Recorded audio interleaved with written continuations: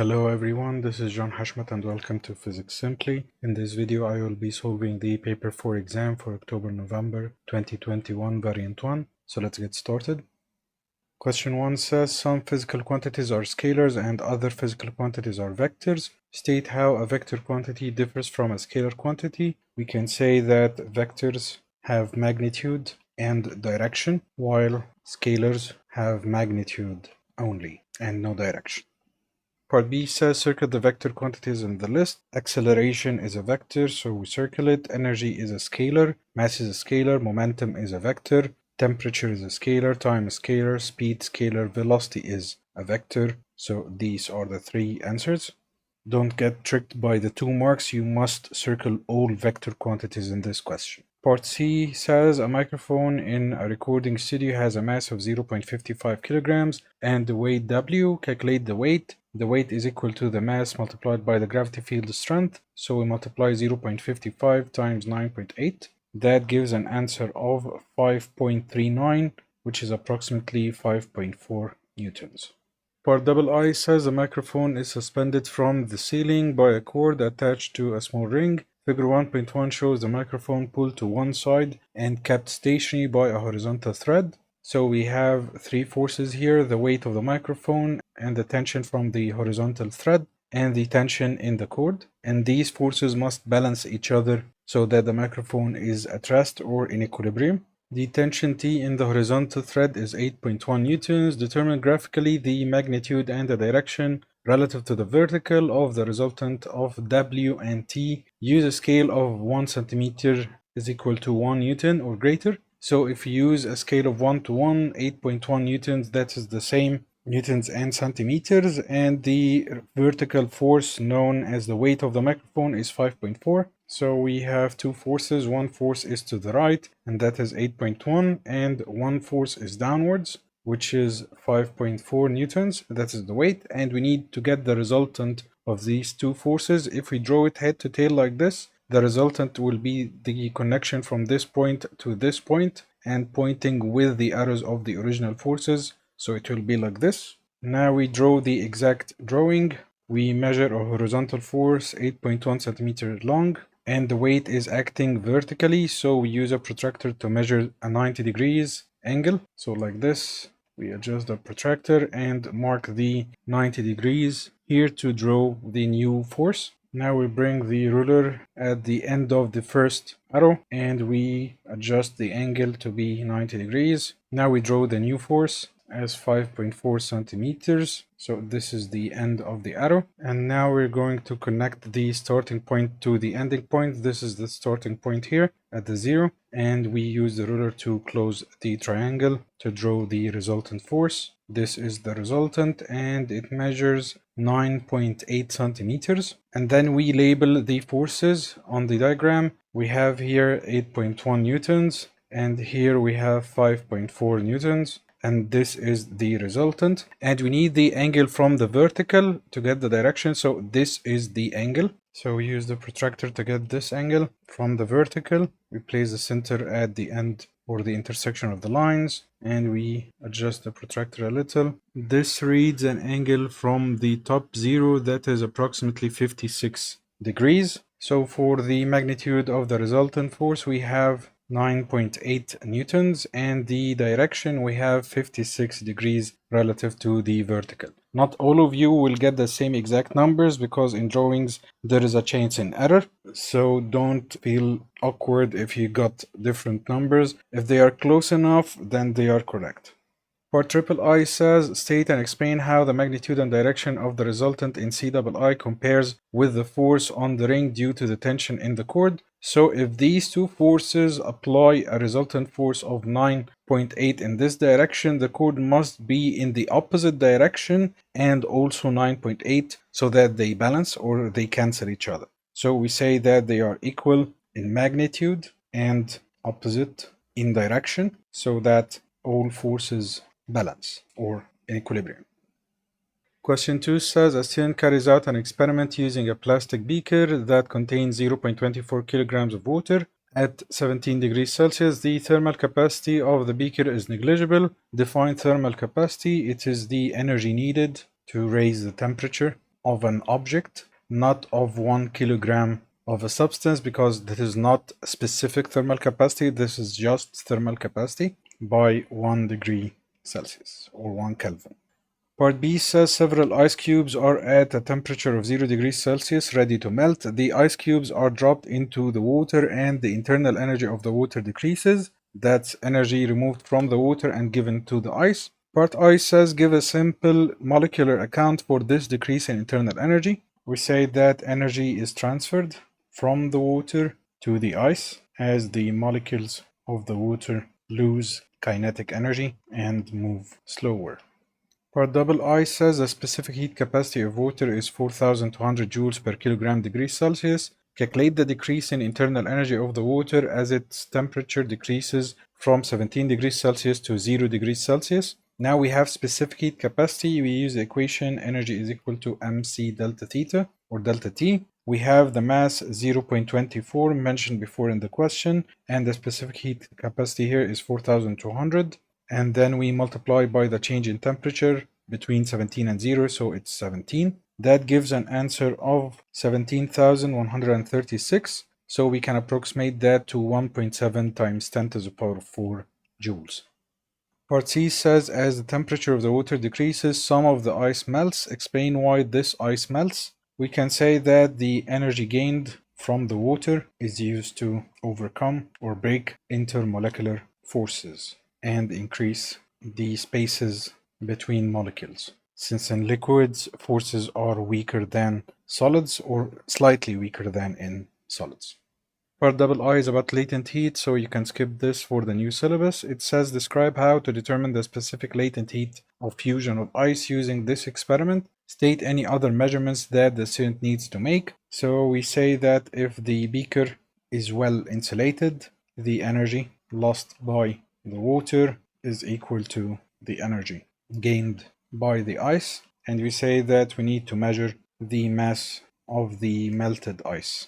After that, we divide the energy by the mass using the equation L is equal to Q over M, so energy per unit mass.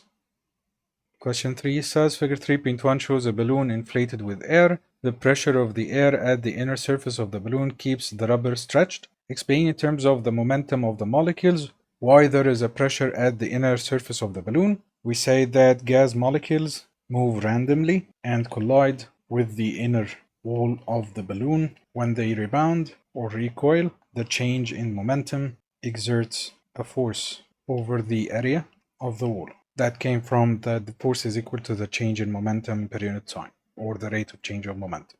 Now part B says the volume of the air in the balloon is 630 centimeter cubed, and the pressure of the air in the balloon is 1.0 times 10 to the power of 5 Pascal. The balloon is tied to a heavy stone and dropped into a lake. The balloon is pulled down quickly and the temperature of the air inside does not change. Calculate the volume of the air when the pressure of the air is 1.4 times 10 to the power of 5 Pascal. So we can use P1 V1 is equal to P2 V2, or PV is constant. The initial pressure was 1.0 times 10 to the power of 5. The initial volume was 630. The new pressure is 1.4 times 10 to the power of 5, and we need to calculate the new volume. So we divide the left side by 1.4 times 10 to the power of 5. That gives an answer of 450, and we use the same unit as the initial volume, which is centimeter cubed.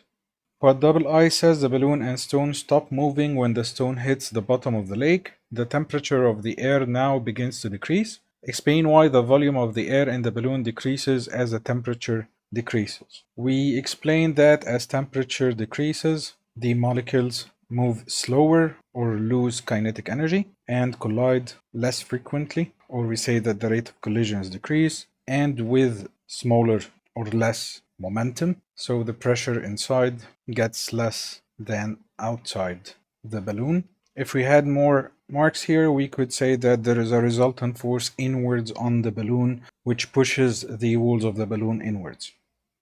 Question 4 says a train of mass 1.8 times 10 to the power of 5 kilograms is at rest in a station. At time t equals 0, the train begins to accelerate along a straight horizontal track and reaches a speed of 20 meters per second at time 15 seconds. The train continues at a speed of 20 meters per second for 10 seconds and at time 25 seconds the driver applies the brakes and the resistive force on the train causes it to decelerate uniformly to rest in a further 24 seconds. Figure 4.1 is an incomplete distance time graph for this journey. Complete figure 4.1 by drawing first a line to represent the motion of the train between 15 seconds and 25 seconds, which was a constant speed of 20 meters per second. So we have the speed 20 and the time from 15 to 25, that is 10 seconds. So we can calculate the distance at speed multiplied by time. So that's 200 meters. So from this point, we go down on the y-axis 200 meters, which is represented by 10 small squares. So 1, 2, 3, 4, 5, 6, 7, 8, 9, and 10.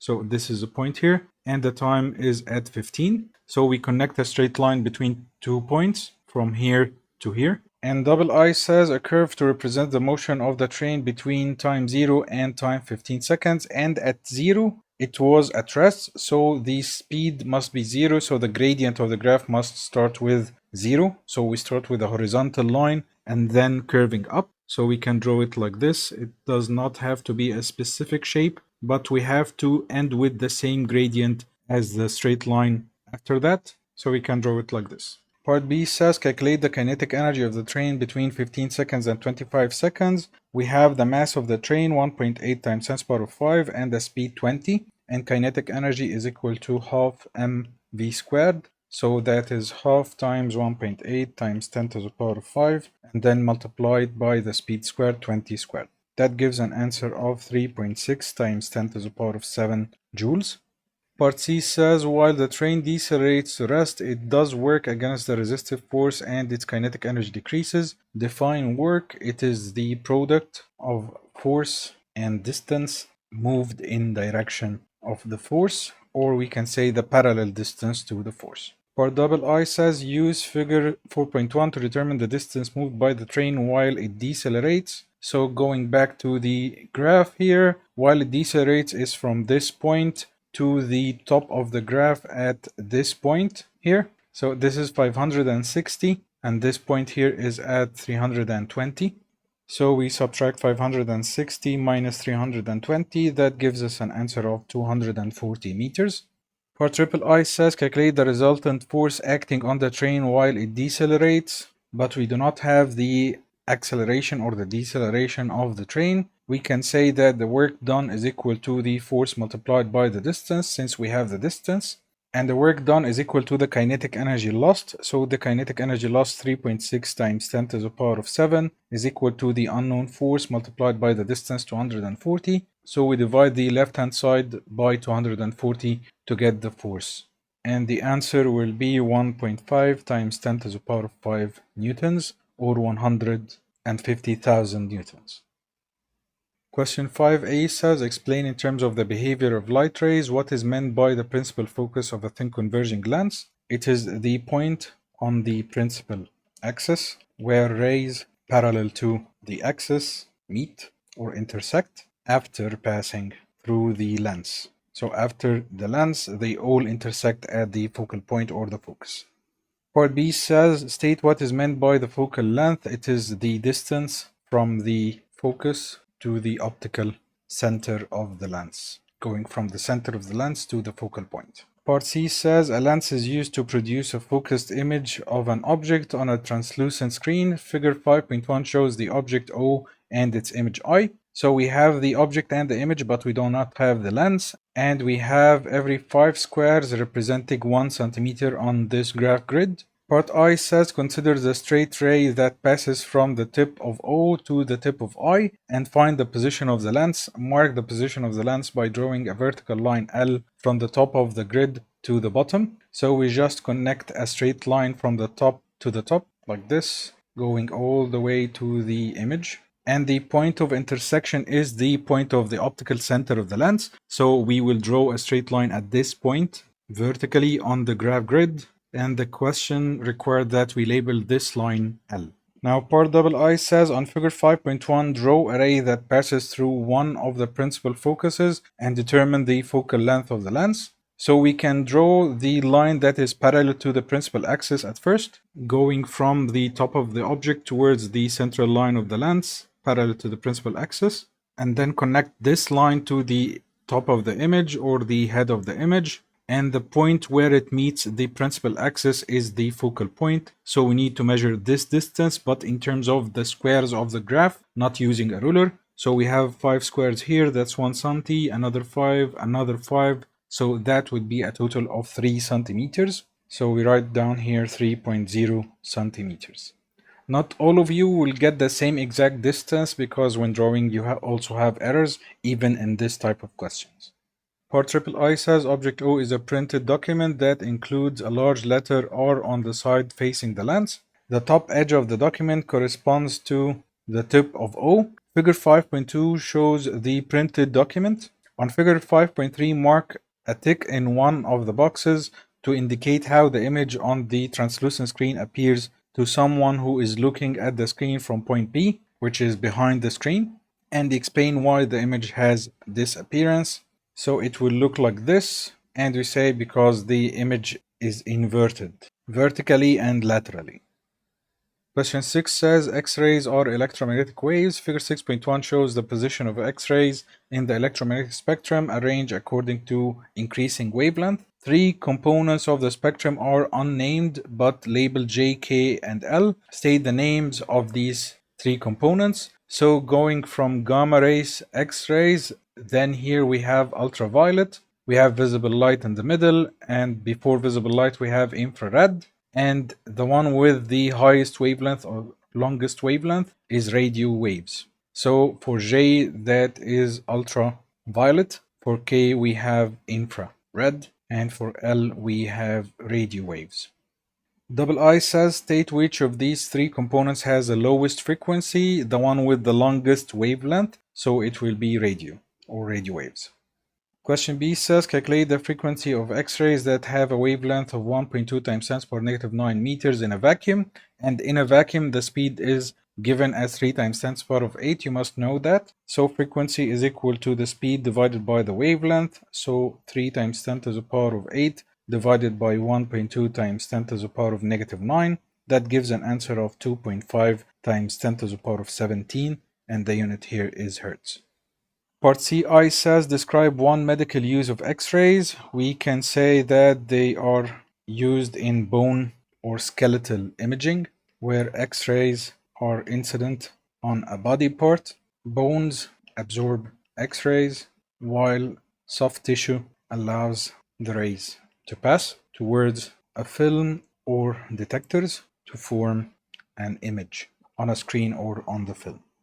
Part I says state one reason why it is necessary to take safety precautions when X-rays are used. We say that they are harmful and can cause cancer or bone cancer.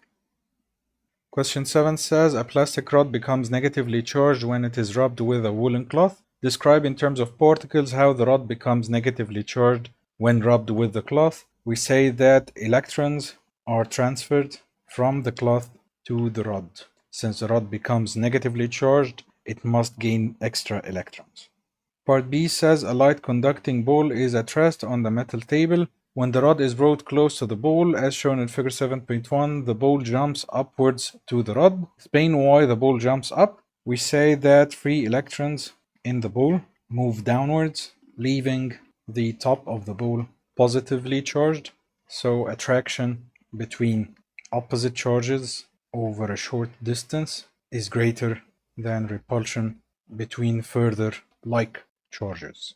That is because the negative charges are at the bottom and positive charges at the top. This distance between the negative rod and the positive charge on the ball is less than the distance between the negative charge in the rod and the negative charge in the ball. So attraction is greater than repulsion. Part I says the ball touches the rod and falls back down to the table. Explain why this happens. We say as the ball touches the rod, it gains electrons and becomes negatively charged. So it is repelled by the rod, which is negatively charged also. Question 8 says a circuit contains 2 fixed resistors and a light-dependent resistor. Figure 8.1 shows that the power supply is a 9-volt battery. The current in the 450 ohm resistor is 0.012 amperes. That is in this branch only. That is 0.012. so it is not the total current in the circuit. State what is meant by electric current. It is the rate of flow of charge in the circuit or in a component. Part B says the current in the LDR is I1 and the current in the 800 ohm resistor is I2. Complete the equation that relates the current in the 450 ohms resistor to the I1 and I2 currents. So in the LDR we have here I1, and from the circuit from outside that is I2, and the currents are actually pointing this way to go towards the negative side of the battery. And I2 is equal to the sum of the 0.12 ampere and I1. So if I2 is equal to the current in the 450 ohm resistor plus I1, then this current is the subtraction between I2 and I1. So we write I2 minus I1. Part C says calculate the power dissipated in the 800 ohm resistor. We can either get the currents or get the voltages. For example, if we get the voltage across the 450 ohm resistor is equal to IR, which is equal to 0.012 multiplied by 450. That would be 5.4 volts out of 9 volts. So the voltage across the 800 ohm resistor is the rest, so 9 minus 5.4. And then we can use power is equal to V squared over R, so 9 minus 5.4 all squared over the resistance 800. That gives an answer of 0.0162 or 16 watt. Part D says the brightness of the light that is incident on the LDR increases. Explain what happens to the potential difference across the 450 ohm resistor, which was in parallel with the LDR, so they have the same voltage. But first we say as light increases, the resistance of the LDR decreases, so the potential difference across it and across the 450 ohm resistor in parallel with it decreases. Because there was a series connection with another resistor, this is considered a potential divider. So if the voltage across one part decreases, the voltage across the other part increases. This is because the resistance on this part decreased, so the voltage on the other side will increase, and the voltage on this side, since voltage is proportional to resistance in a potential divider, has decreased. Question 9 says uranium-235 is a radioactive isotope of uranium that occurs naturally on Earth. Describe the composition and structure of a neutral atom of uranium-235. So from the label here we have 92 protons, and we calculate the difference between 235 and 92. That gives us an answer of 143 neutrons. And protons and neutrons exist in the nucleus. And since it's a neutral atom, we say that there are 92 electrons orbiting the nucleus of the atom. So this is the composition of the whole atom. Part B says another isotope of uranium is uranium-238. Describe how an atom of uranium-238 differs from an atom of uranium-235. So the difference in the nucleon number here is 3, and that is because of the neutrons, not the protons. We must have the same number of protons for isotopes. So we say that there are 3 more neutrons in the nucleus. That is the difference. Part C says in the reactor in a nuclear power station, a nucleus of uranium-235 absorbs a slow-moving neutron and then undergoes nuclear fission. 2 neutrons, a nucleus of xenon, and the nucleus of an element represented by E are produced. Complete the equation for this nuclear fission reaction. First, we must remember that a neutron has a nucleon number of 1 and proton number 0. So the total nucleon number on the left-hand side of the equation, that is 236. And we have here 140 and 2 neutrons, so we have here 2 at the top. And if we want to get this number, we subtract 236 minus 140 and minus 2 neutrons. That gives an answer of 94 nucleons. And we do the same thing at the bottom. So we have a total at the bottom here, 92 plus 0, that's 92. And we have 54 here and 0 here. So we subtract 92 minus 54. That gives an answer of 38 protons. So this is the answer. Part D says xenon 140 is radioactive. It decays by beta emissions to an isotope Q. Determine the proton number of Q. Beta emissions causes the proton number to increase by 1. So it will be 55, 54 plus 1. and the nucleon number does not change, so it will remain at 140. So this was the end of the exam. I hope you enjoyed this video and found it useful. Keep practicing, and I will see you in another video.